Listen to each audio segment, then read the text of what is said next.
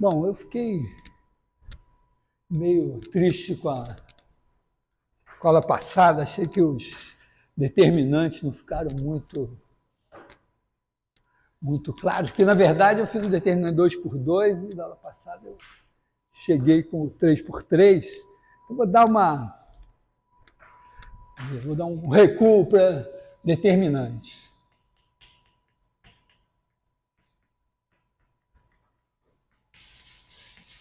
O determinante é uma coisa que tradicionalmente na universidade acontece assim. Você no ensino médio não vê ou vê aquele negócio detestável, abominável, né? E quando chega na universidade, vocês já viram, então eu vou fazer. Mas no nosso curso de álgebra linear é feito direitinho, né? Mas eu vou enfatizar o lado geométrico, mas eu queria dar uma retornada. Tem um capítulo do livro 2, determinante 3 por 3, depois tem um capítulo lá no fim, bem geral, nível álgebra linear avançada.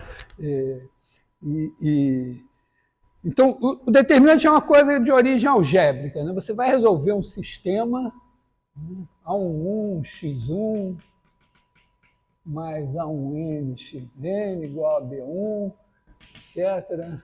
A N1, x1, mais ANN, xn igual a Bn.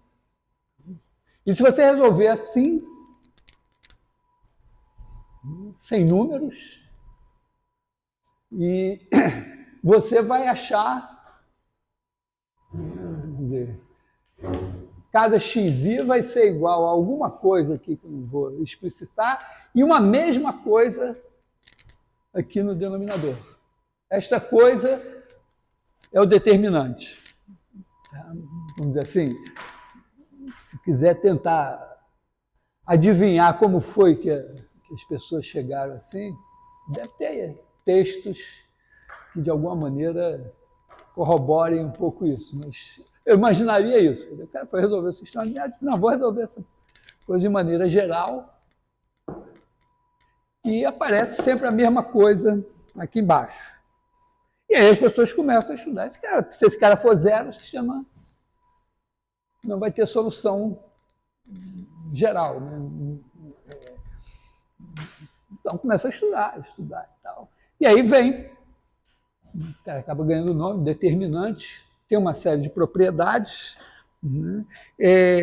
E isso tem uma característica, assim, quando você faz o 2 por 2 já aparece isso, né? Quando você faz o 3 por 3 também. Né?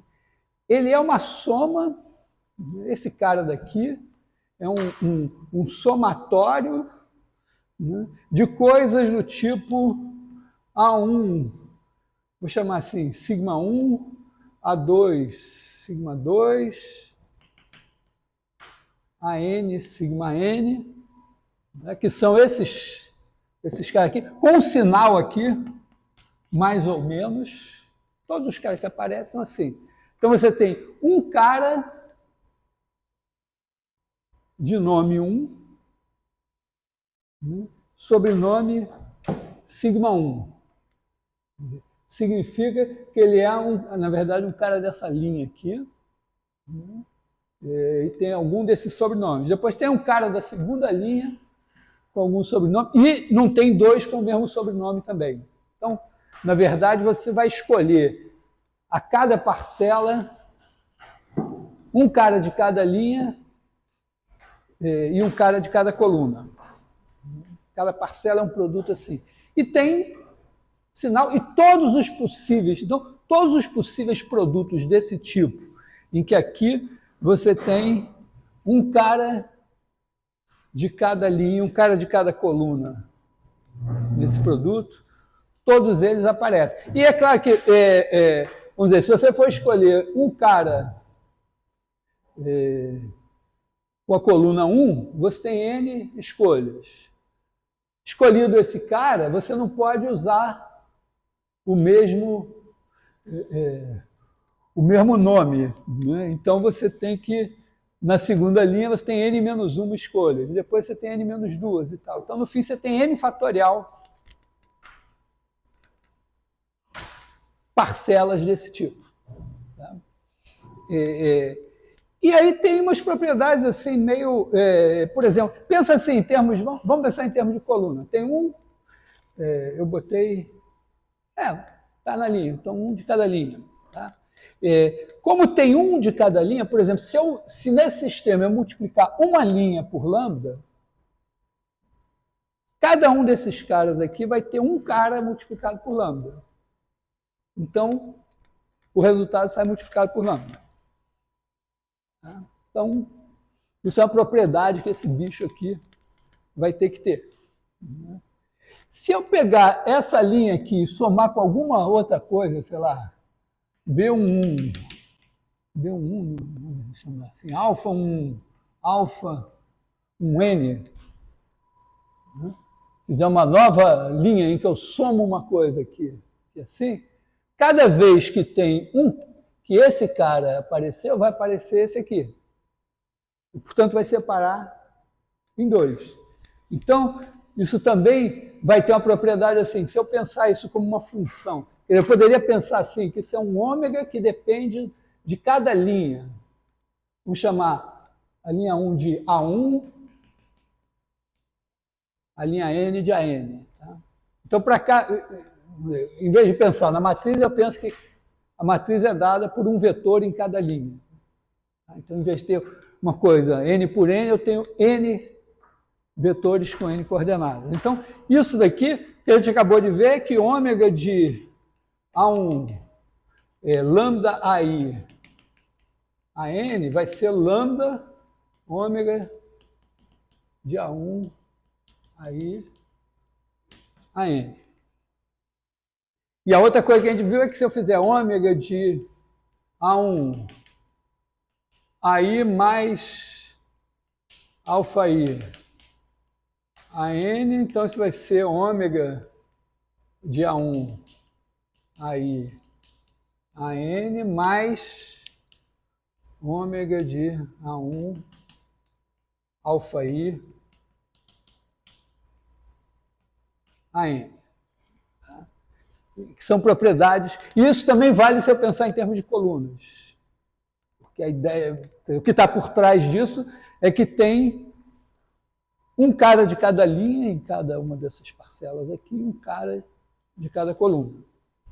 Tá?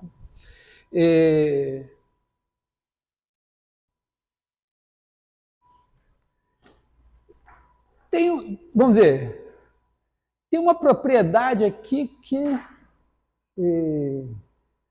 se você entrar no detalhe aqui da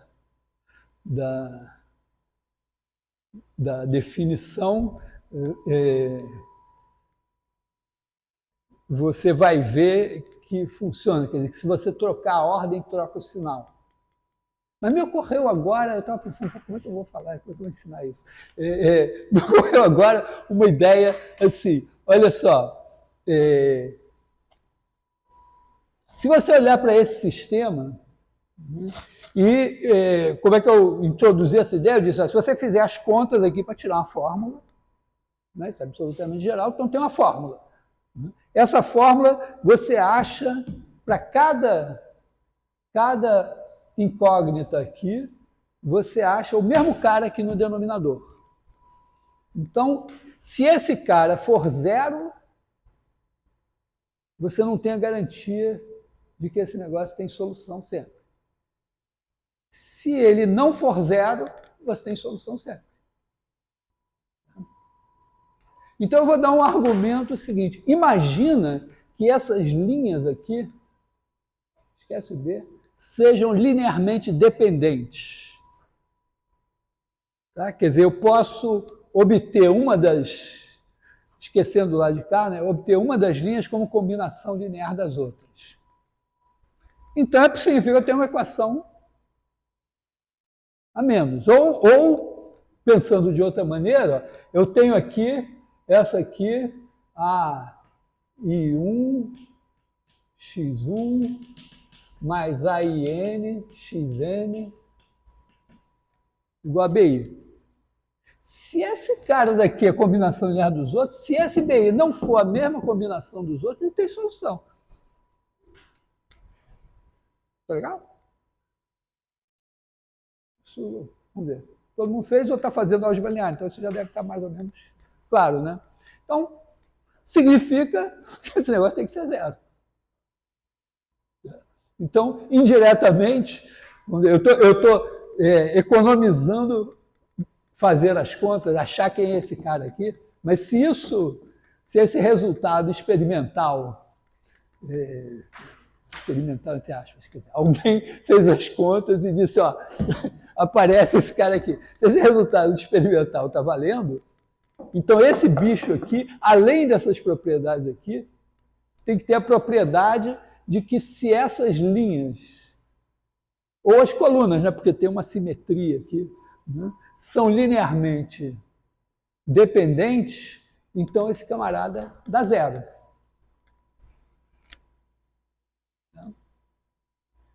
Então, vamos dizer, isso aqui era propriedade 1, propriedade 2, propriedade 3, se dizer, as linhas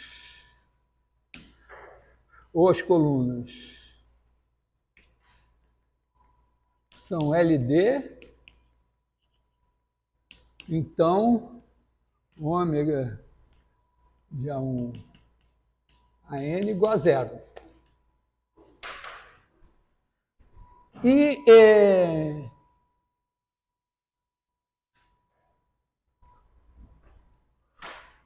tem uma propriedade, isso aqui é poderoso, porque isso implica, a gente já viu essa coisa, vamos fazer de novo, implica que se trocar a ordem, troca o sinal. Quer dizer, implica, primeiro, que se tiver duas repetidas, dá zero, são linearmente dependentes. E se tendo duas repetidas dá zero, significará na presença das outras propriedades que se trocar a ordem, troca o sinal.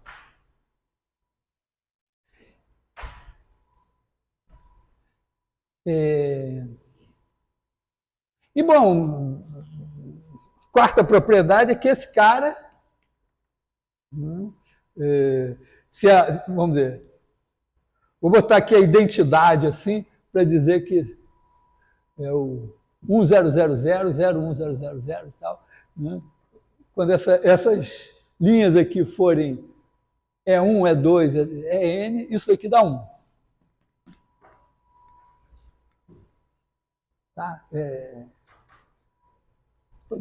Talvez não seja tão evidente, mas, bom, é claro, né, porque você tem x1 igual a b1 dividido por 1. Quer dizer, a menos que tenha alguma outra maneira de você simplificar com esse cara, acho que está razoável.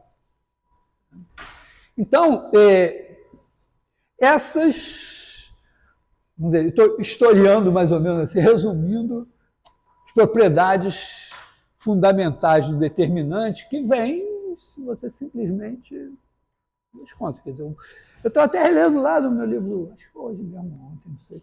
Né? Aparece já o determinante 2x2 no Ars Magna, lá no meio daquelas coisas que tem fórmula de resolução da equação de terceiro grau e tal, também tem determinante 2x2. Depois o Leibniz mexeu com isso, tem um japonês que mexeu também, e tal, mas lá para 1700 e tanto é que, vamos dizer, tem o Kramer, acho que o McLaurin, sei lá, os caras assim, começaram a provar essas coisas, e aí, alguma hora, Lagrange e tal, disse, pô, isso tem a ver com volume. Tá? Então,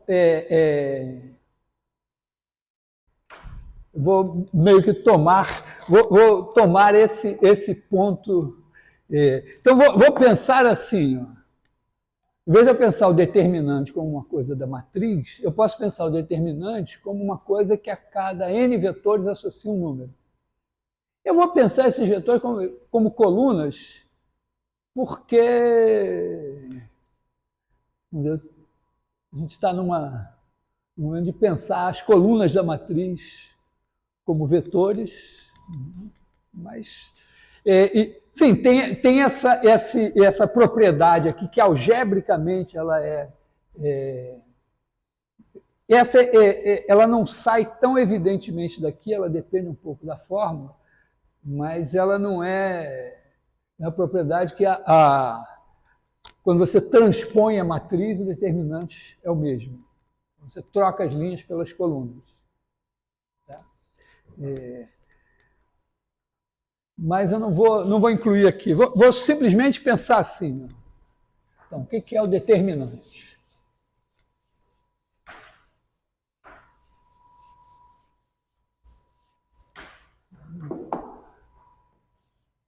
Então, det é uma aplicação de Rn elevado a n em R. Pode ser, isso aqui você pode fazer também com Cn. Na verdade, você pode botar qualquer corpo aqui. Tá? Mas vamos botar assim, Rn, vamos deixar aqui Cn também, se for o caso. Quer dizer, você pode ter uma matriz de entradas complexas. É bom a gente pensar nisso, porque tem coisas, mesmo quando você estuda sistemas lineares, tem coisas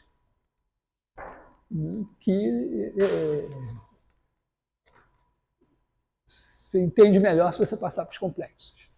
Não é só equação do segundo grau, terceiro e tal, mesmo sistemas lineares, mesmo transformações lineares tem isso. Então, vou pensar uma coisa assim e com as seguintes propriedades. Então, propriedade 1,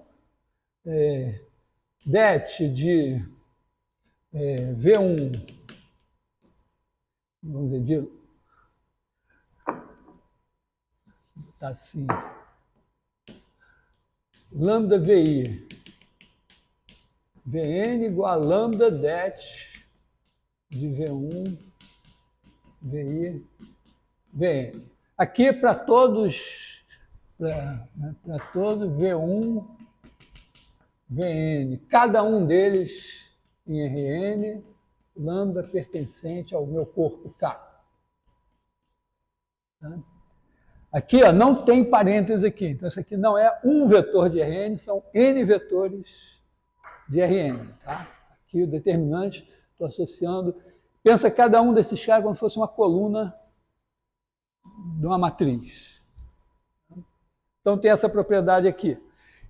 A segunda propriedade é que o det de V1, VI mais o I, Vn é igual a det de V1, VI, Vn mais o det de Vn. Né? Em qualquer I eu posso fazer isso. A terceira propriedade é que se V1, Vn são linearmente dependentes, então det de V1, Vn igual a zero. Linearmente dependente, está todo mundo em paz com isso? Linearmente dependentes é que um deles é combinação linear dos demais. Então, se um deles é combinação linear dos demais, esse negócio dá zero. E quarto, o det de E1, E2, En é igual a 1.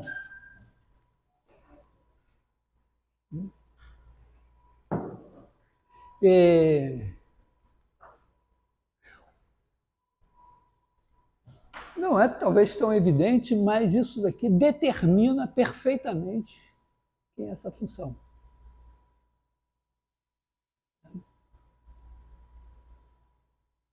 Só tem um det que satisfaz essas quatro propriedades. Foi mais ou menos isso que a gente fez no 2x2. Vamos fazer o 3x3. Tá? 3x3. O que acontece?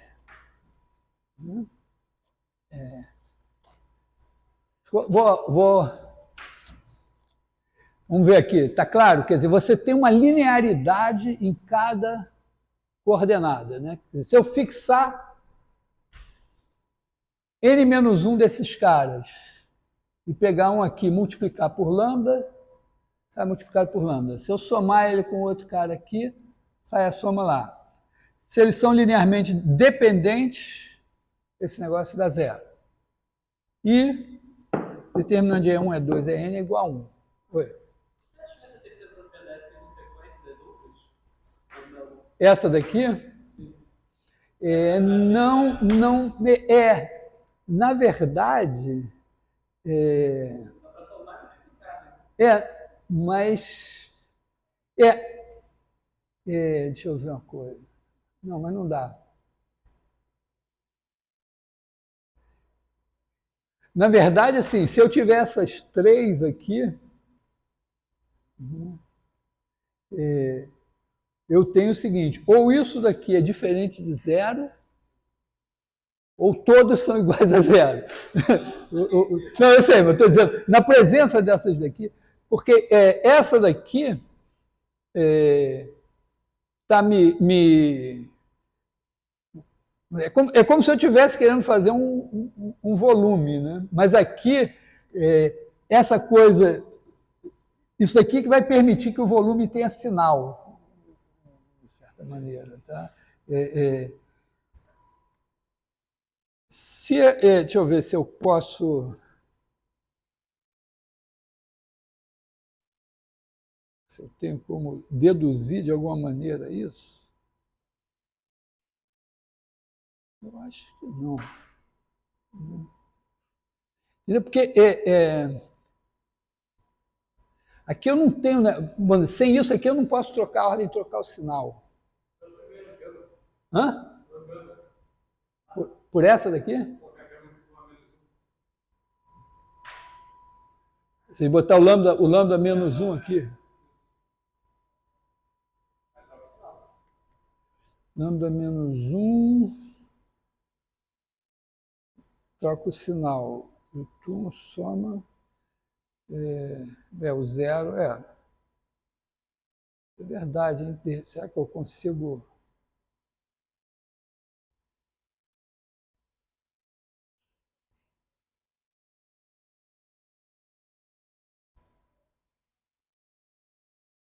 Ah, sim, não, na verdade, isso mesmo, é porque, deixa eu ver uma coisa,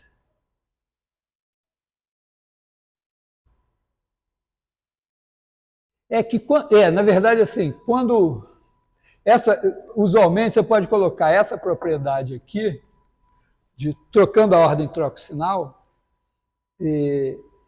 e não precisar dizer que isso daqui vale para cada um desses. Você faz para um e trocando a ordem, você deduz para os outros. Então, na verdade, acho que o usual é isso daqui, você coloca para economizar esse negócio. Acho que sim. Não vejo...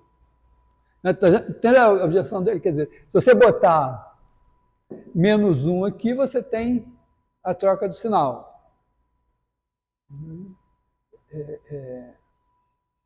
Mas, deixa eu ver, e aí o que significa? Mas, não sei, peraí, deixa eu ver se consigo mesmo. Como é que eu vou conseguir? Trocou o sinal, mas trocando a ordem, eu não tenho... Ainda não tem a troca de sinal trocando a ordem, na verdade. Né? Certo? Eu tenho um negativo, mas eu não tenho como... Eu acho que eu vou precisar de qualquer maneira. Eu não tenho como trocar a ordem e trocar de sinal. Entendeu? Porque para trocar... Aqui o trocar a ordem implica na troca de sinal, é porque com isso eu tenho que 2 repetidos dá zero. Se eu tenho 2 repetidos, então é linearmente dependente. Aí se eu quiser trocar, vamos dizer, se eu tenho uma coisa assim, V1, VI, VJ, VN. E eu tenho outro aqui que é V1, VJ, VI, VN. Então, eu quero provar que esse é menos esse. Aí eu olho para esse aqui, V1, VI mais VJ, VI mais VJ, VN. Aí esse daqui vai dar zero. Tem dois repetidos. Agora eu uso essa propriedade aqui, nem preciso dessa, né? E aí eu abro em 4 parcelas isso. Só que uma é VI com VI dá zero. A outra é VJ com VJ dá zero. A outra é VI com VJ e a outra é VJ com VI. Como isso aqui tem que dar zero, a soma dessas duas tem que dar zero. Então, uma é menos a outra.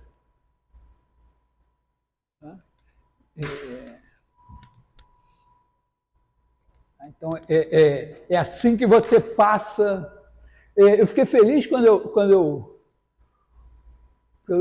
comecei e tal, aí falei, pô, peraí, como é que eu vou... Eu não tinha...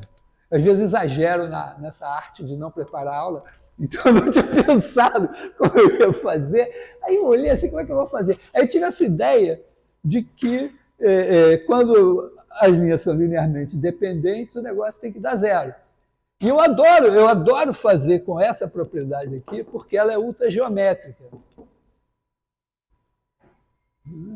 E pensa só, porque isso daqui, ó, se você pensar em termos de volume, né, quando você pensa o volume com 3 vetores, se você multiplicar uma das pernas por lambda, o volume tem que sair multiplicado por lambda. Tem o problema do lambda negativo. Né? Se eles são linearmente dependentes, significa que o negócio é um sólido degenerado, o volume é zero. Aqui é menos óbvia. O volume de E1, E2, En é uma escolha de unidade de volume. Estou pegando o cubinho de lado 1, de aresta 1, dizendo que ele tem volume 1. Esse daqui é meio que uma imposição. Quer dizer, esse aqui ele funciona porque isto daqui abriu, e isso daqui abriram o caminho. Né? Aqui eu teria que pôr só lambda positivo. Se eu admitir qualquer lambda, eu estou introduzindo volume negativo. Aqui eu também estou abrindo essa possibilidade, porque se eu somar e tal, né? Eu forcei aqui, já um é menos o outro. Então, se um não for zero, o outro também não é zero, e os sinais são diferentes. Aqui isso é uma figura meio difícil, né? Mas é você, como a gente fez no plano, né? Você tem aqui um paralelogramo, né? U, V1, aqui você tem V2, e aí você tem, isso daqui é U com V1, esse aqui é U com V2, e esse daqui é o V1 mais V2. Então, U com V1 mais V2 é esse daqui, e esse cara tem a mesma área que esses dois, porque você pode fazer esses caras escorregarem aqui. Tem até um videozinho que faço isso, vídeo de GeoGebra. Tá? E você pode ter uma coisa similar com paralelepípedos, quer dizer, você tem uma base aqui num plano, repete essa base no outro plano, repete essa base num terceiro plano. Então, o vetor que sai daqui até aqui e o vetor que sai daqui até aqui é o vetor que sai daqui até aqui. Então, se você tem um vetor aqui, outro aqui, a soma dos dois dá esse cara aqui. E aí você anda com essa base nesse plano até ela se colocar na posição entre essas duas e você vê que esse volume é a soma desses dois. Só que se você disser, não, mas o primeiro é esse e o segundo é esse que anda para baixo, aí a soma dos vetores, a soma vai dar menorzinha. Então, na verdade, é porque o volume, você vai ter um dos volumes negativo e a conta vai fechar. Então, eu estou meio que dizendo, olha, isso daqui, se eu pensar em R2, vai dar área com sinal, se eu pensar em R3, vai dar volume com sinal. E mais ainda, ó, a gente pode fazer a conta em R3 e ver que em Rn vai ser a mesma coisa. Estão absorvidas as propriedades, assim. Eu vou chamar elas, mas eu preciso do quadro, né?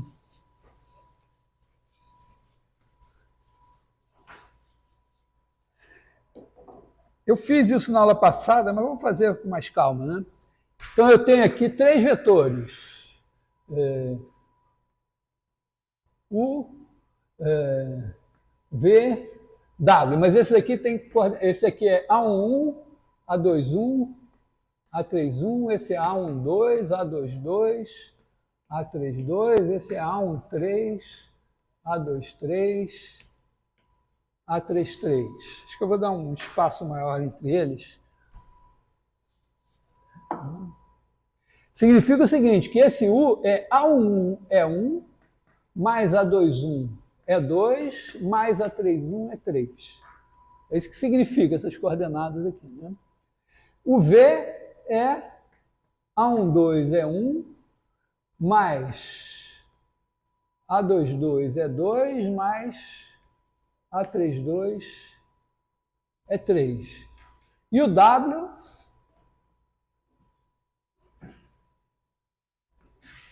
é A13 é 1, mais A23 é 2, mais A33 é 3. Como se fosse aqui V1, V2, V3. Acho que eu vou botar ele assim. Acho que o VW é mais...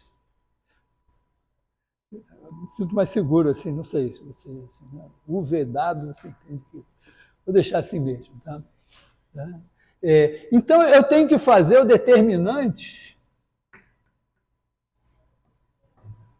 de UVW, né? Ele é isso. Isso aqui é igual a isso.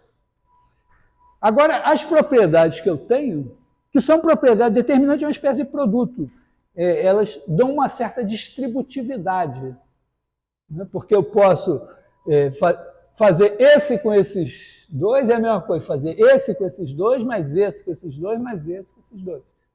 Eu posso separar, né? Botar esse daqui com esses dois, que por sua vez, agora eu vou deixar esse parado, e aí eu vou separar esse em 3, e depois vou separar esse em 3. Então, só desse cara daqui saem 9 termos.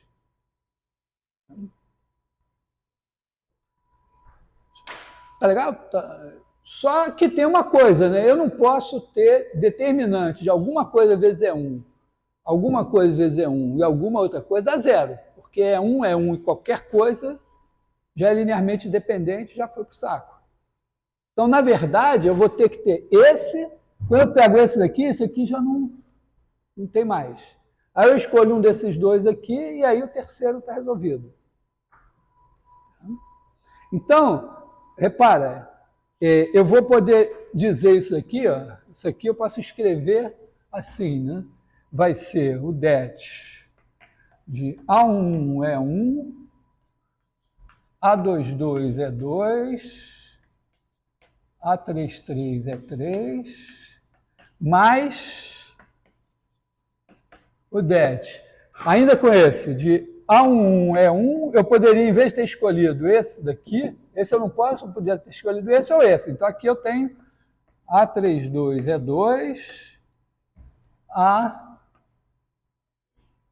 A32 é 3, A23 é 2.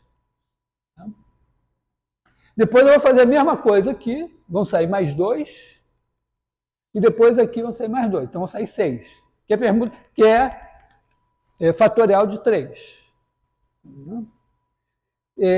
Só que, olha só, eu já vejo aqui o seguinte, ó, isso aqui está multiplicando esse cara, então isso sai.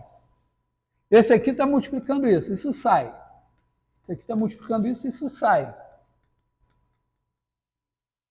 Só vai ficar o determinante de E1, E2, E3, que eu sei que é 1. Aí, aqui esse sai, fica o determinante de E1, E3, E2. Que é o E1, E2, E3, que eu troquei a ordem de 2, então é menos 1. Isso vai acontecer em cada uma das parcelas. Então, o fato de eu saber que o determinante de E1, E2, E3, E1 é a única coisa que... Entendeu? É como se eu dissesse assim, ó, eu estou introduzindo um volume, uma medida de volume, determinante é uma medida de volume com sinal. Só que eu tenho que introduzir uma unidade. A unidade é dizer quanto é que vale esse cara em alguma base do meu espaço. Nem precisava ser E1, E2, E3, tá certo? Eu podia, se eu dissesse, olha, está aqui o vetor V1, V2, não, vou dizer, ε1, ε2, ε3. Esses caras são a minha base e o determinante de ε1, ε2, ε3 vai é π. Beleza, π. Então, quanto é que vale o determinante de U, V, W? Eu escrevo U, V e W em termos de ε1, ε2, ε3, e aí vai sair esses mesmos números aqui, vamos ver, agora na base correspondente, vão sair multiplicados por π. Então, isso mostra que aquelas 4 propriedades que eu coloquei determinam exatamente essa função.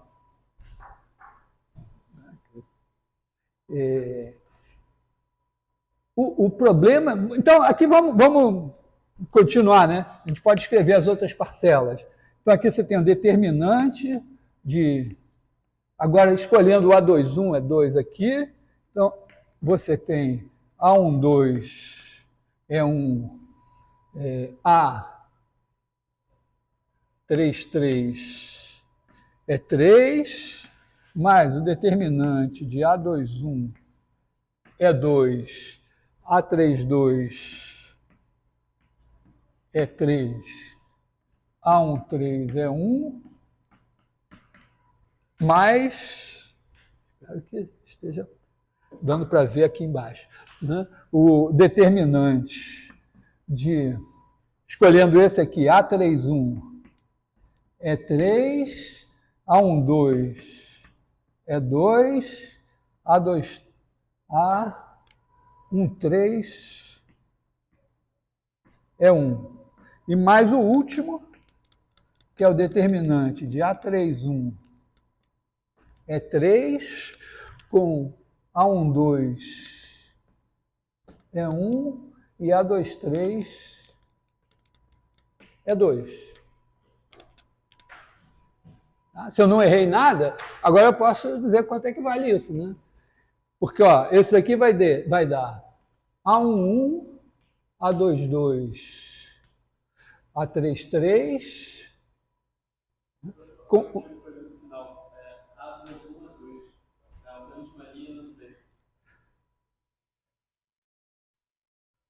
Essa penúltima linha aqui é 3, A21 é 2? Não, A21 é 2, ficou aqui, né? É porque vai estar A12 é 1 e se está A12 é 2. Sim, aqui é A12, então aqui era A12 é 2, então aqui na verdade eu tenho que botar aqui era A22 é 2, né? Tá? Quer dizer, eu peguei esse. Então, essa daqui, ó, dá A11 que sai, A22 que sai, e aí fica determinando de E1, E2, E3, que é 1. Agora aqui vai sair A11,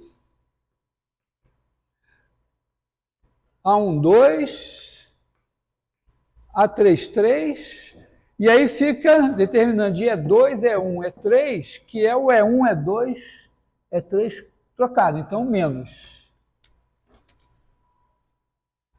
Depois, na terceira, eu tenho A21, A12,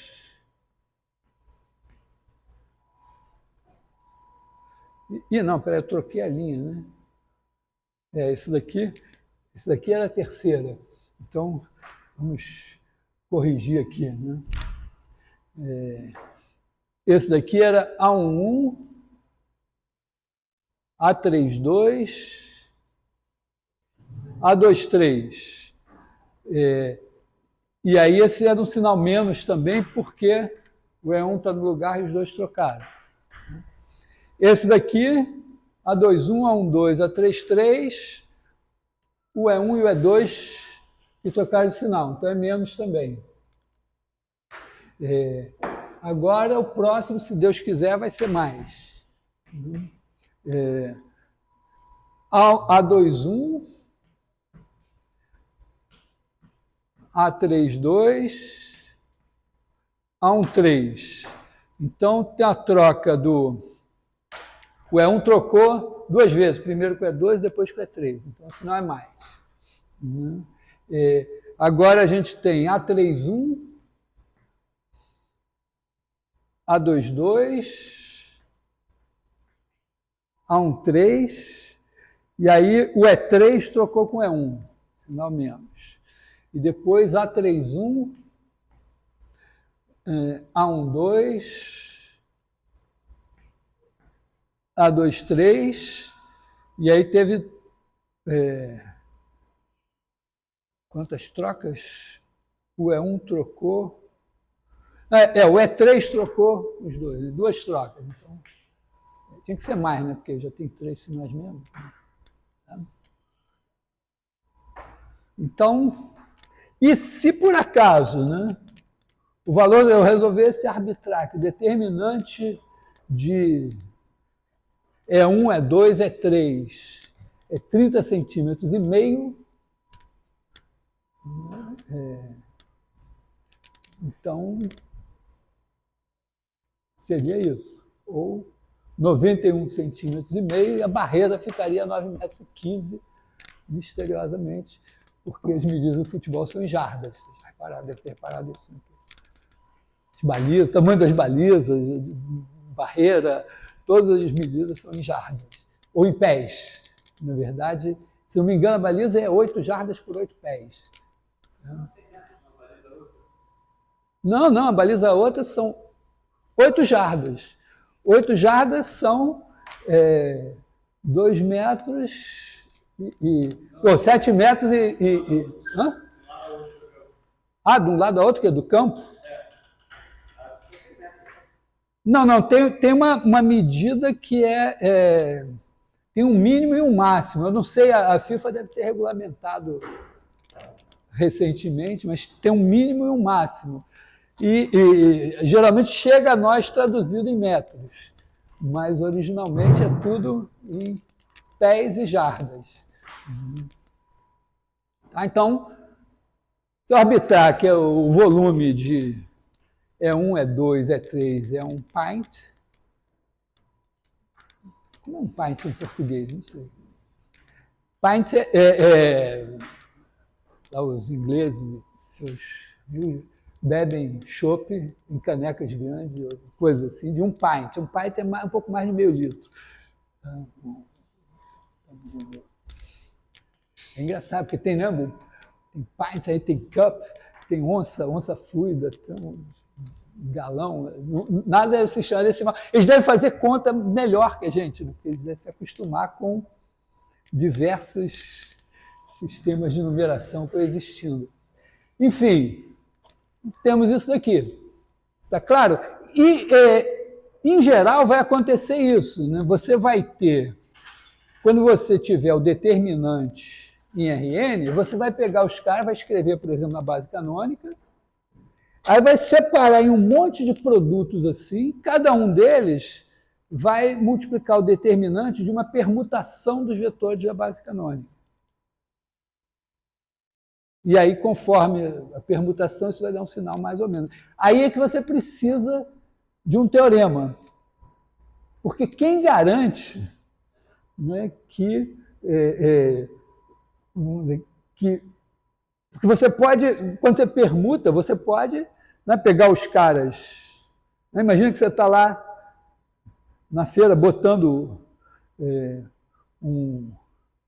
um dado debaixo de um dos 3 copos e fica lá permutando, tal, para o cara adivinhar qual que é. Então, tem infinitas maneiras de você permutar e chegar a uma certa configuração. E cada vez que você troca 2, troca de sinal. Então, não pode você ter permutado 15 vezes e chegado numa configuração e depois ter permutado 24 vezes e chegado na mesma configuração, porque senão um diz que a troca de sinal houve, outro diz que não houve. Então, tem que ter um teorema que garante que toda permutação ela pode ser escrita como um produto de trocas, que são as transposições, e que a paridade desse número de trocas é sempre a mesma, por uma permutação fixa. E é isso que vai garantir que essa coisa existe. Porque, repare, eu disse, o determinante existe, e ele tem essas propriedades. E a partir das propriedades eu calculei. Calculei aqui, foi mole. Agora eu posso, é um exercício, você pegar isso aqui, dizer, essa é a definição do determinante, 3×3, e provar que ele tem aquelas propriedades todas. Tá? A única, vamos dizer, a primeira mais difícil é que troca a ordem, troca o sinal. Mas significa que na hora que você trocar a ordem de 2 aqui, os sinais todos vão ser trocados. E a outra que basicamente é esse. Essa é a propriedade mais difícil. Né? Porque se troca a ordem e troca o sinal, você tem a garantia de que se são linearmente dependentes, o negócio dá zero. Tem um detalhezinho que é bonitinho, é que se você trabalha com um corpo de característica 2, quer dizer, se 1 mais 1 for 0, então trocar a ordem... Porque, no fundo, quando você diz que troca a ordem, troca o sinal e, portanto, 2 repetidos dão 0, quando eu ando para trás, quando eu parto dessa propriedade do LD implica troca a ordem, troca o sinal, tudo bem. Mas quando eu digo, não, trocou a ordem, troca o sinal. Aí eu garanto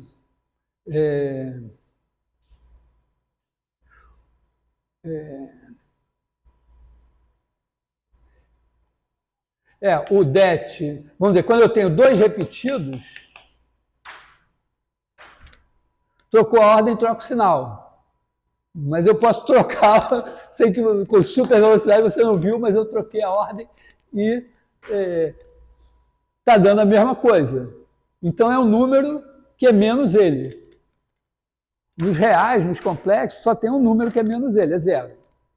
Mas nos inteiros módulo 2, 1 mais 1 é 0. Então, não é garantido que troca a ordem, troca o sinal implica no LD da 0. Mas é uma firula. Mas faz parte aqui. Ainda mais, vamos dizer, se tivesse alunos de engenharia matemática aqui, eu ia, desculpa, aí foi mal. Então, mas não, e nada impede que você precise disso um dia, numa situação que você vai...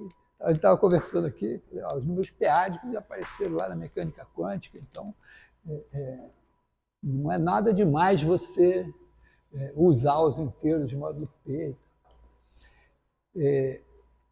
Então, o fato aqui é que, nesse caso aqui, a gente chegou a uma fórmula, e essa fórmula você pode, simplesmente na unha lá, mostrar que valem aquelas propriedades. Então, aquele bicho lá existe e é dado por essa fórmula, porque a partir das propriedades só podia ser esse.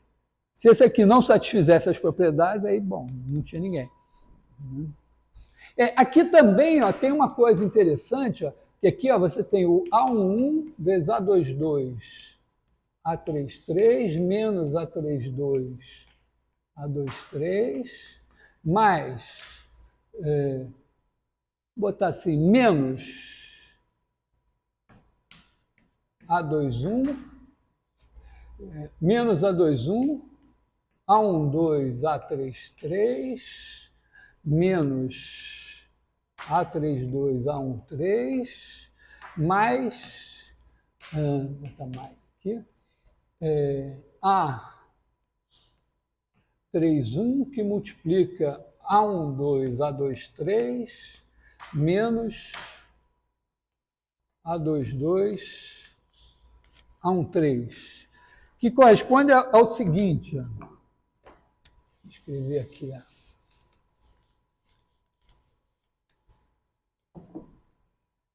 você pega a matriz aqui, A11, A21, A31, A12, A13, A22, A23, A32, A33.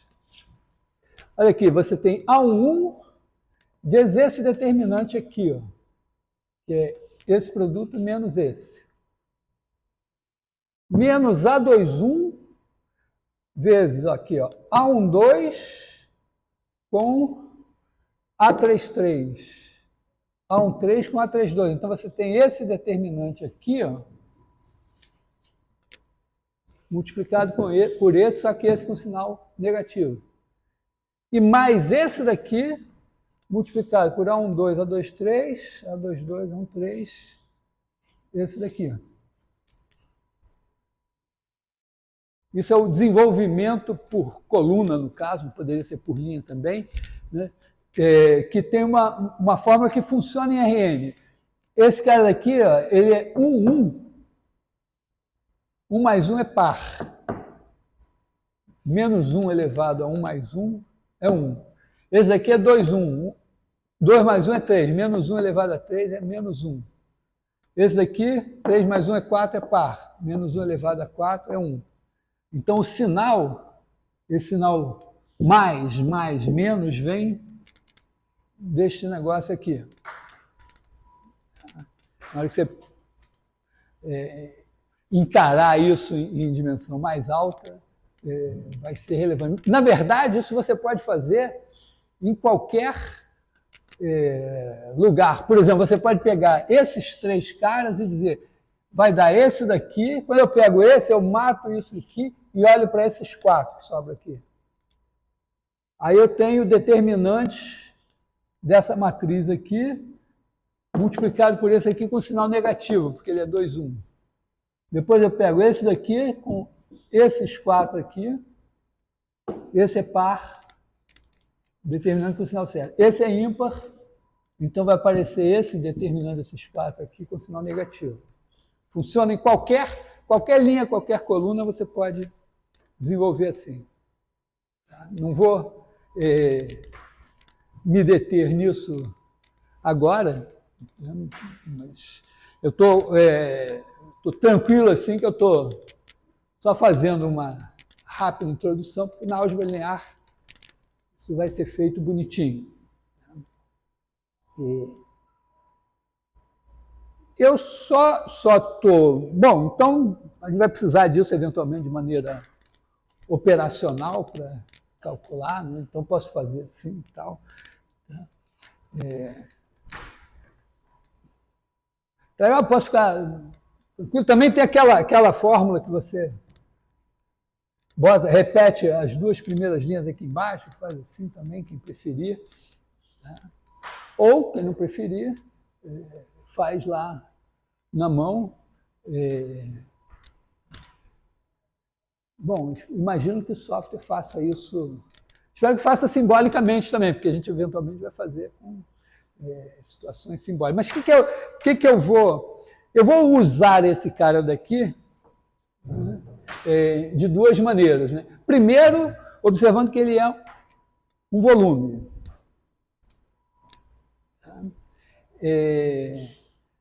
Segundo,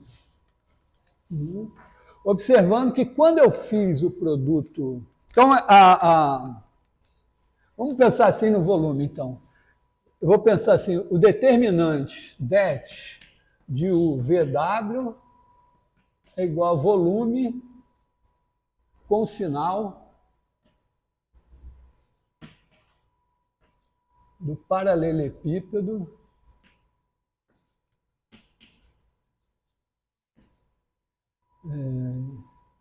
de arestas U, V e W. Né? Faço esses três caras, eu faço paralelepípedo.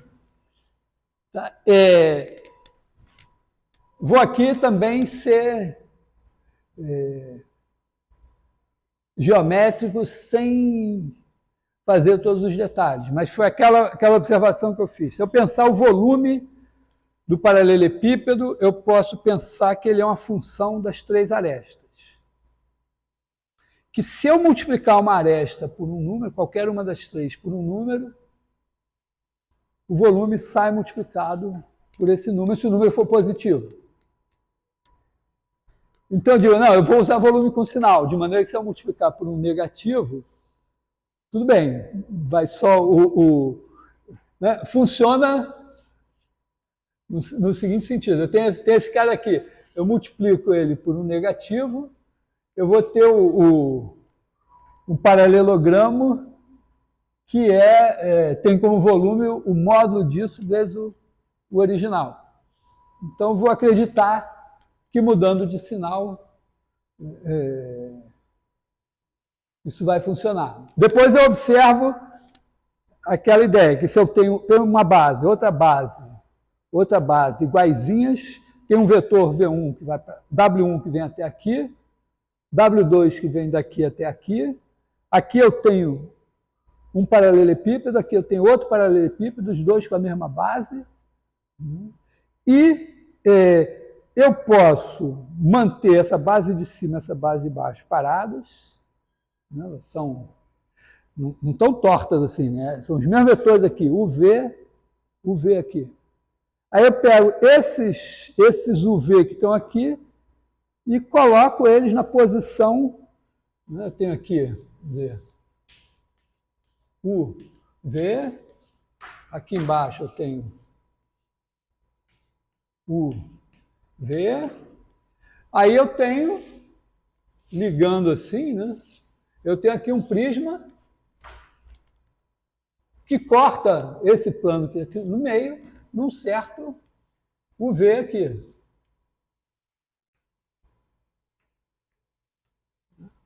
Aqui U, está aqui V. Então, o meu UV intermediário, ele estava aqui, nesse plano, mas em outro lugar. Então, aqui eu tinha... Esse cara aqui vem para cá. Tinha aqui um sólido... Ixi, errado aqui.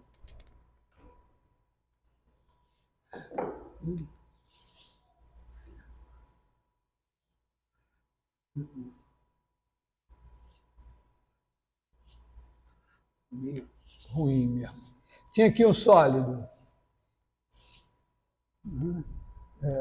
Com aqui também o V, está nesse plano. E aqui eu tenho outro correspondente aqui, né? Assim. É um prisma, outro prisma. Se eu andar com esse cara daqui até aqui, eu vou ter esse prisma se transformando nesse e esse daqui se transformando nesse. Com o mesmo volume.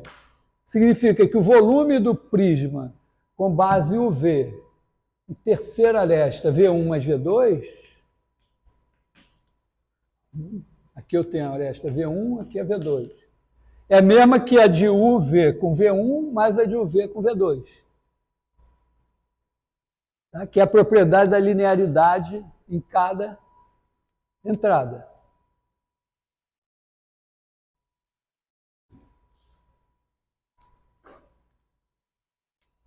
Exercício. Use a janela 3D do GeoGebra e façam isso. Quer dizer, você pega, cria dois vetores, U e V, e três planos. E aí você faz o paralelepípedo UV nesse plano com um certo ponto de base aqui, nesse plano aqui com outro ponto de base, e nesse plano aqui com outro de base. Agora faz o prisma aqui, o prisma aqui. E pega esses dois caras, liga, e vê o paralelogramo que intercepta o plano do meio. Então, você é um prisma. Aqui você vai ter um prisma que tem um primeiro vetor e um segundo vetor, que é só o prolongamento do primeiro. São dois prismas bonitinhos. E agora você pega esse, que vou fazer a versão 2D do desenho. Está aqui o paralelogramo de base UV. Aí tem aqui esse plano aqui no meio, em algum lugar, vou botar ele mais embaixo aqui. Está aqui o paralelogramo de base UV. E está aqui de novo o paralelogramo de base UV.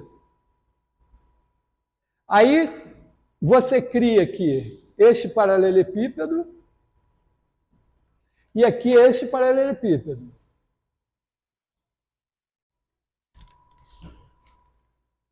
Então, esse tem um volume, isso daqui é UV, isso aqui é V1, aqui é UV, V2, aqui UV. Então, aqui você tem determinante de UV, V2. Aqui você tem, nesse daqui, determinante de UV, V1. Agora, se você ligar, vou ligar aqui com outra cor, né? Se você ligar aqui, assim, aqui você vai ter o V de novo aqui. Tá? Você tem o V aqui, fez o paralelo. Esse cara daqui, ó, você veio de um vértice aqui até o outro somando V1. Desse mesmo vértice, você saiu daqui, somou V2, chegou aqui. Então, aqui você tem V1 mais V2. Então, esse prisma azul, ele tem volume determinante de eu usei V1, V2, devia ser W, né? Bom, vou trocar para W1 e W2 aqui. Né? W1, W2, W1, W2. Tá? Então, aqui, o V, esse aqui é W1 mais W2. Então, aqui você tem o V, W1 mais W2. Tá tranquilo? Então, só que aqui ó, você tem um paralelogramo que é igualzinho a esse, está todo alinhado. Né?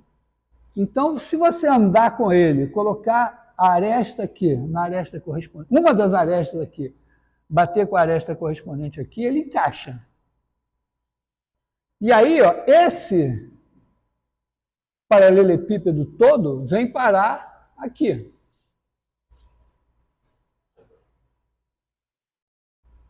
E tem o mesmo volume, porque tem a mesma base e a mesma altura. E esse daqui vem parar aqui, porque tem a mesma base e a mesma altura. Então, é isso. Depois você entende que isso não vai funcionar sempre, porque você podia ser que esse fosse o U, vamos dizer, esse poderia ser o W aqui, W1, e este aqui poderia ser para cá, né? O W1 podia ser assim, né? Assim para cá, e o W2 podia ser assim. E aí, o que aconteceu? W1 mais W2, esse cara daqui seria o W1 mais W2. Não tem chance, né, desse volume menor ser a soma dos dois, a menos que o menor dos dois seja negativo, no caso. Que exatamente seria a situação aqui.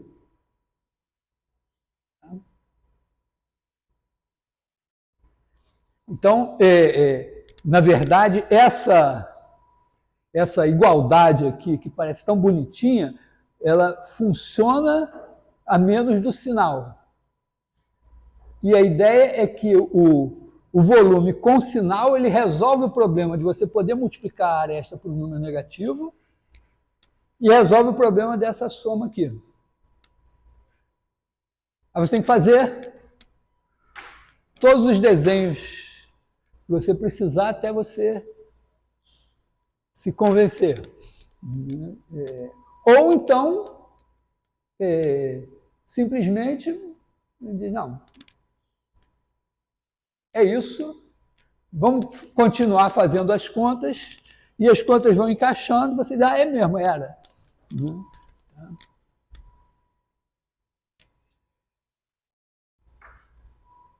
Porque, em princípio, né, você poderia dizer, não, o volume, na verdade, é o módulo disso. Você poderia dizer, tá certo? Eu poderia dizer, ó, quando eu multiplico por lambda, se o lambda é negativo, eu boto o módulo e tudo bem. Aí, quando faz esses casos, na verdade, é o módulo da soma ou o módulo da diferença. Porque os dois podem ser negativos e a soma da negativa maior. Pode ter um positivo e um negativo, e aí pode dar positivo ou negativo e tal. Tá? Você vai ficar com uma situação assim. Até você vê que não, tá tudo dando certo. Quando é que eu vou saber? Como é que eu vou saber se o determinante do cara é positivo ou negativo? Dos três, né? Eu pego 3 vetores. Assim, 3 vetores. Esse é o primeiro, esse é o segundo, esse é o terceiro. Positivo ou negativo? 1, 2, 3. Ou assim, 1, 2, 3. Tá? Na verdade, vai ser o seguinte: se o sinal do determinante é positivo, é positivo. Se o sinal do determinante é negativo, é negativo.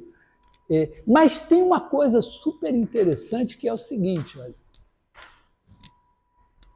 o volume, o determinante, ele depende das coordenadas. Né? Então, vamos pensar assim: ó, isso aqui é o volume com sinal, mas ele depende, né, se o U é igual a A1, A21, A31, etc., né? O det de UVW é função contínua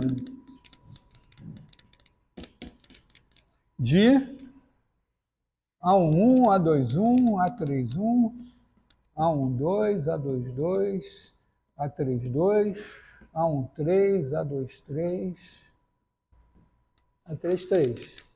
Depende das coordenadas. Então, a função contínua é uma função de R9 em R, ou de C9 em C. Contínua.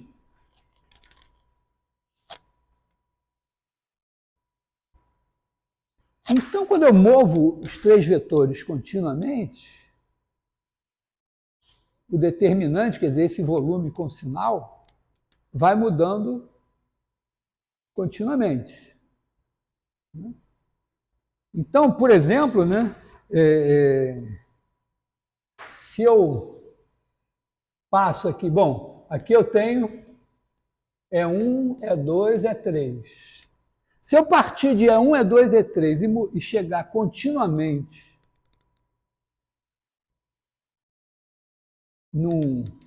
numa outra configuração, se mudar o sinal, tem que passar por 0.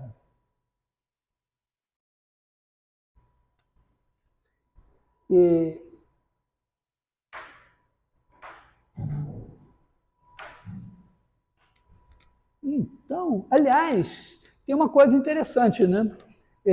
Essa dedução da fórmula mostra o seguinte, que se os vetores, realmente, não só quando os vetores são linearmente dependentes, o determinante é 0, mas quando eles são linearmente independentes, o determinante não é 0. Por que ele não é 0? Porque se eu pegar, pensando em R3, né, eu pego 3 vetores em R3. Então, eles formam se eles são linearmente independentes, eles formam uma base. Eu posso escrever qualquer um como combinação linear deles. Pela conta que eu fiz, se o determinante numa base for zero, ele é zero em todos os caras. Porque eu escrevo os caras na base, e aí o determinante de qualquer um fica, tá certo? Eu escrevo U, V, W em termos de epsilon 1, epsilon 2, epsilon 3. Aí eu tenho uma expressão do determinante de U, V, W. Faz de conta que as coordenadas são essas? Vai ser aquela maçaroca aquela soma de 6 parcelas, envolvendo esses caras, vezes o determinante de epsilon 1, epsilon 2, epsilon 3. Então, se esse cara fosse zero, esse aqui seria zero. Todos seriam zero. Então, pelo simples fato de que se eu pegar 3 vetores linearmente independentes, o determinante, vamos dizer, eles geram o espaço, eles formam uma base do espaço, então o determinante ali não pode ser zero. Então, 3 vetores são linearmente independentes, sem somente ser o determinante entre eles é não nulo. Você pode mudar a ordem e vai mudar o sinal, mas não tem problema. Então,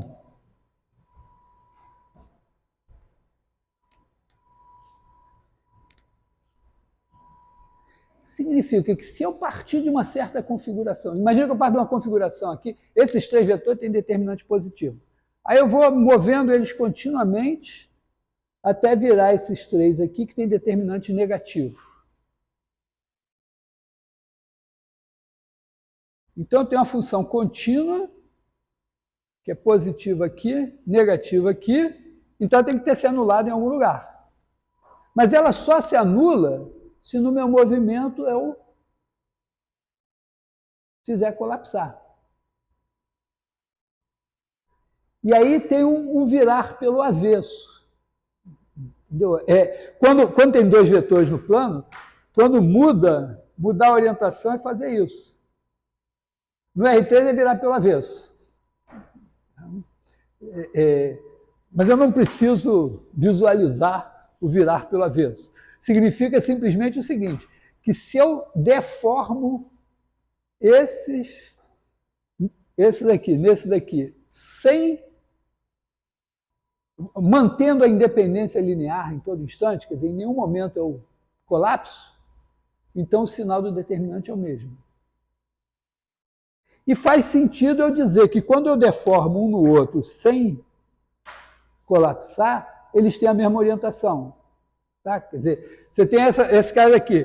Se você disser, não, mas eu vou pegar aqui o epsilon 1, epsilon 2, epsilon 3. Então eu mexi um pouquinho aqui e tal, mas sem degenerar esse negócio daqui, eu transformei esses amarelos nesses cor-de-rosa. Então tem a mesma orientação. Então a minha definição de mesma orientação é isso. 2 bases têm a mesma orientação se eu posso deformar uma na outra sem perder a independência linear em nenhum instante. E aí o determinante vai ter o mesmo sinal. A questão é provar a recíproca. Supõe que eu tenho os caras numa configuração aqui, outros numa configuração aqui, eu calculo o determinante aqui, deu 15, aqui deu 0,1.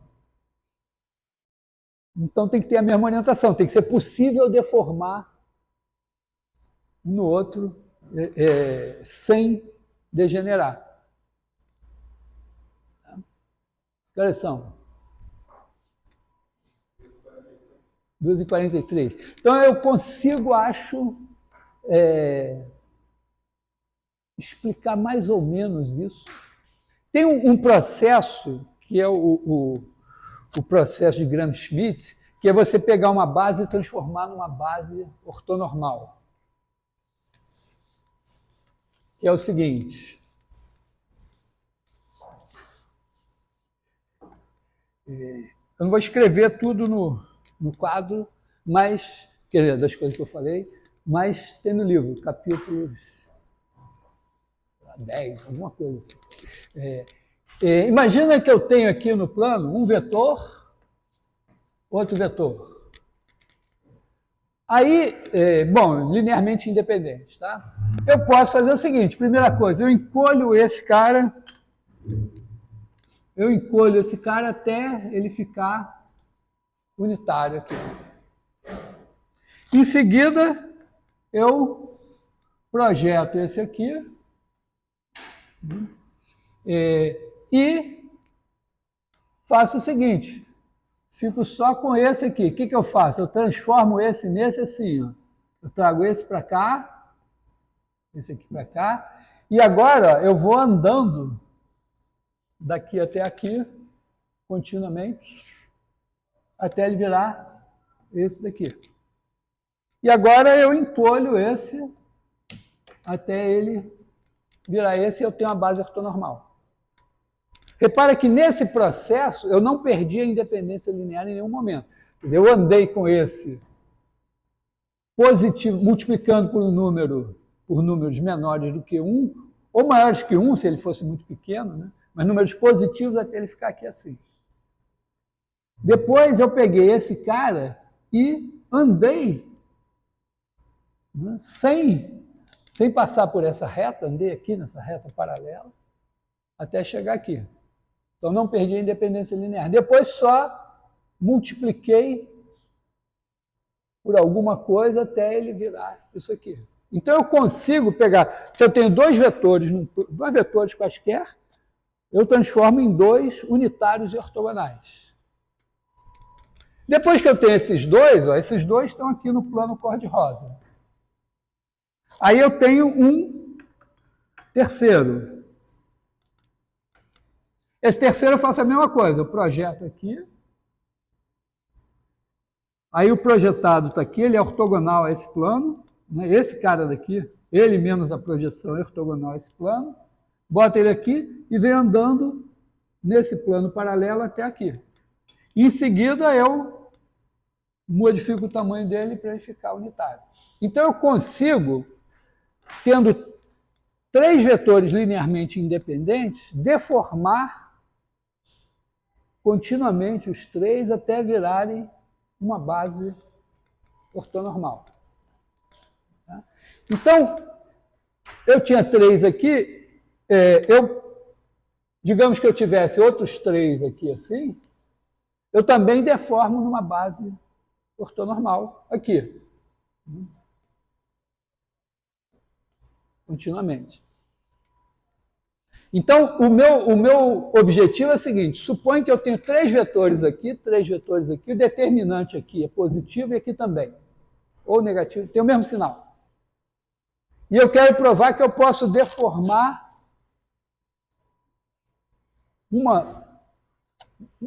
os três daqui até eles virarem de cá. Esse processo aqui é reversível, né? Eu posso pegar esses três vetores aqui, unitários e ortogonais, e desfazer o que eu fiz e voltar para cá. Então, o que eu vou fazer é o seguinte, ó, eu vou fazer esses caras virarem esse daqui, são unitários ortogonais. Agora eu vou fazer três unitários ortogonais se transformarem em outros três unitários ortogonais que estão aqui. E depois eu volto para cá. Então, o meu problema agora passou a ser o seguinte, ó, eu tenho três vetores aqui,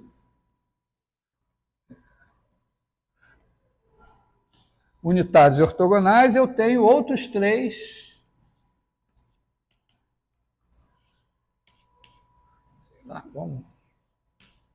unitários e ortogonais aqui. E eu quero deformar os verdes nos brancos. E dá para fazer só com rotações, né? Eu posso fazer uma rotação que me traz o terceiro no terceiro. Supõe, claro que pode ser que eu tenha já... Se eu tiver dois no mesmo plano, e o terceiro... Mas, de qualquer maneira, bom, ou ele já está no lugar ou não está no lugar. Então, eu rodo, boto o terceiro no terceiro. Então, depois que eu rodei, virou o terceiro no terceiro, eu estou com uma coisa assim. E agora, o meu primeiro está em algum lugar assim, e eu vou rodar ele para cá. E o segundo ou está para cá ou está para cá. Então, eu posso agora, rodando só, assim, trazer esse para cá. Na hora que eu trouxer, esse outro que é perpendicular a esse, ou ele vem aqui no E2, ou ele vem no menos E2. Tá? Pensando assim que era o E2. Então, o que aconteceu? Eu peguei os meus vetores originais verdes e rodei até que dois deles coincidem com os correspondentes da outra base. E o terceiro, ou coincide com o terceiro da outra base, ou coincide com menos ele. Bom, se o determinante era o mesmo, né, tinha o mesmo sinal. Nesse processo, eu não perdi a independência linear em nenhum momento. Então, o determinante não mudou de sinal.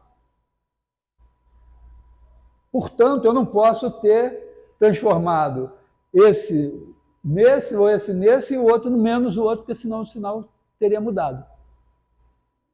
Então, o que eu estou mostrando é que se eu tenho duas bases ortonormais e os determinantes têm o mesmo sinal, eu consigo deformar uma na outra. Sempre mantendo inclusive ortonormal o tempo todo. Eu estou só rodando. Então, se esse cara tem sinal A, e esse tem sinal A, eu transformo aqui numa base ortonormal de sinal A e outro na base ortonormal de sinal A. Como elas têm o mesmo sinal, eu posso deformar uma na outra. Então, eu consigo deformar esse nesse sem perder independência linear, esse nesse sem perder independência linear e esse nesse sem perder independência linear, continuamente. Então, no fim, eu deformei esse nesse sem perder independência linear. Então, eu estou dando um conceito que geralmente não é o que vem nos livros, é super trabalhoso, passa por essa demonstração escrota. Eu confesso para vocês que eu sempre vi isso com uma certa desconfiança. Aí num livro de análise do ego, ou de algebra, não sei, tinha como exercício esse negócio. Eu disse, porra, isso não é exercício, essa é a definição. Né? Então, a definição de ter a mesma orientação é que eu posso deformar. Né? Tem vetores V1, V2, V3, W1, W2, W3, eu consigo deformar V1 em W1, V2 em W2, V3 em W3, em função de T, com T de 0 a 1, que no tempo 0 eu estou aqui, no tempo 1 eu estou aqui, e a independência linear é mantida para todo o tempo. Então tem a mesma orientação. Eu só acredito. Geometricamente, não, essa definição eu acredito. E agora eu acabei de demonstrar que se tem a mesma orientação, então o determinante tem o mesmo sinal. A parte de que se tem o mesmo sinal, tem a mesma orientação, era fácil. É o que eu falei antes. Tá? Então, mesma orientação, determinante. Então, então, beleza. Então, já que é assim, eu vou adotar a definição de que tem a mesma orientação se o determinante tem o mesmo sinal, porque é mais barato. Observação de passagem que eu não fiz, mas calcular o determinante pela definição é uma coisa, em princípio, não muito econômica computacionalmente, né? Porque você tem n fatorial parcelas, cada uma com a n-1 multiplicações. Né? Então, não é muito bom. Mas, então, determinante tem que ser usado com uma certa... porque, vamos ver, determinante é a fórmula para resolver sistemas lineares e tudo. Então, isso vai estar por trás do seguinte. Quer dizer, você tem Quando você faz o produto vetorial de dois vetores, você tem o 1, o 2, o 3, V1, V2, V3. E aí, você aqui vai botar I, J, K. Aí você faz esse determinante.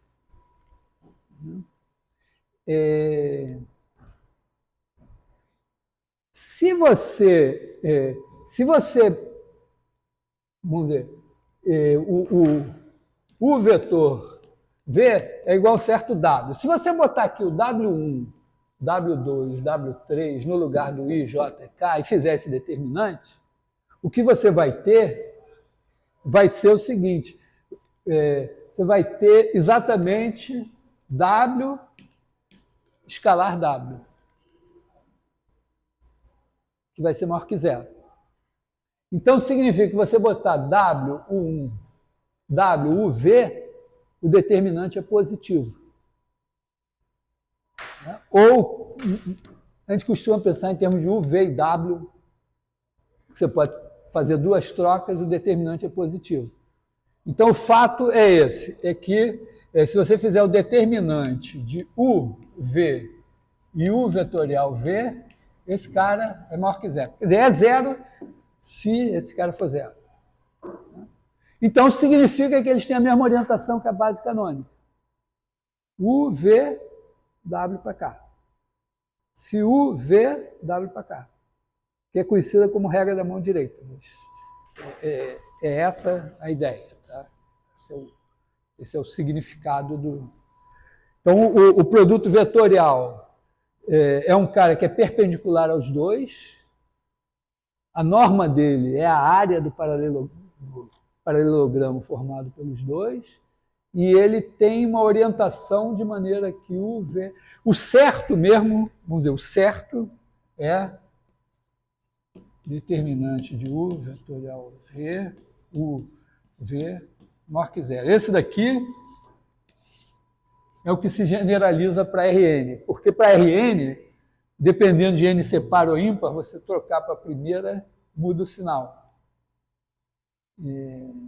Então, o que funciona em Rn é essa coisa aqui.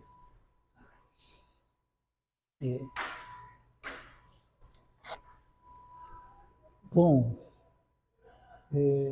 não sei se ficou suficiente em termos de... Temos exercícios para fazer, tem o capítulo para ler, capítulo de produto vetorial para ler também, porque o produto vetorial é uma coisa que a gente usa em R3 muito, direto. E ele tem uma generalização para Rn, mas não é o produto vetorial de dois vetores. Você tem n-1 vetores em Rn, então você tem um produto vetorial que é via determinante mesmo. E vamos dizer, em R3 ele é útil, extremamente útil, quando você tem dois vetores e quer um terceiro seja perpendicular, você faz o produto vetorial e ele sai. Então não julgo assim que a gente vai usar muito assim, mas vai usar. Porque eu vou caminhar, ainda preciso voltar a umas coisas. Antes de cônicas, vamos ter que ter uma aula de perspectiva. Acho que eu vou botar como exercício vocês, sabe, perspectiva cônica, com renascimento e tal, né? Em vez de fazer aqueles quadros, todo mundo com o nariz achatado e tal, começa a fazer uma coisa que faz um certo sentido. Aí tem eu sempre me esqueço de verificar isso, mas tem inclusive uma mudança tem um conceito importante de perspectiva que é o ponto de fuga. Não sei se vocês entendem, ponto de fuga significa o seguinte: quando você olha para o quadro, numa certa direção, você acha lá um ponto. Esse ponto é a interseção, vamos dizer, é a reta que está saindo do seu olho, chegou aqui. Se você olhar dessa mesma posição para uma reta paralela a essa, você vai olhando, quando você olhar lá no infinito, vai bater no mesmo ponto.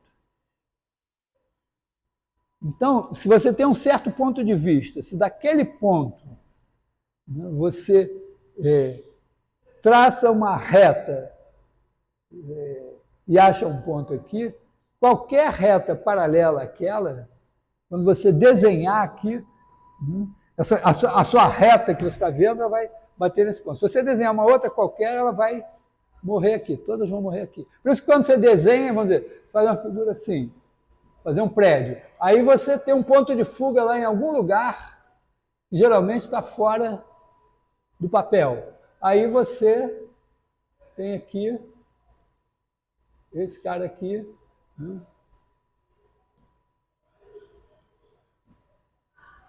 é o, vamos dizer, não precisa ser um cubo aqui, mas é um paralelepípedo retângulo que está desenhado aqui assim. Sempre você tem isso. E você pode, aqui eu botei esse cara meio paralelo aqui, mas ele podia estar inclinado. Então, a rigor, você pode ter,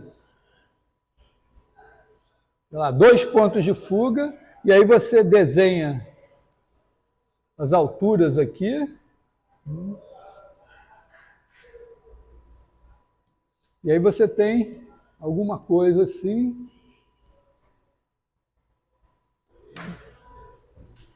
Então é uma ideia bonitinha, uma perspectiva interessante, dá origem à ideia da geometria projetiva, porque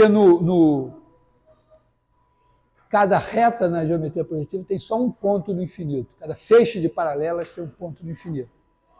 E o desafio, vamos dizer, computação gráfica é o seguinte, você está fazendo seu videogame, tem uma nave, tem um ponto de vista, tem uma janela, e você olha para a realidade, então você liga seu olho a cada ponto lá, no cenário virtual, e vê onde ele intercepta aqui a sua janelinha, o plano da janela.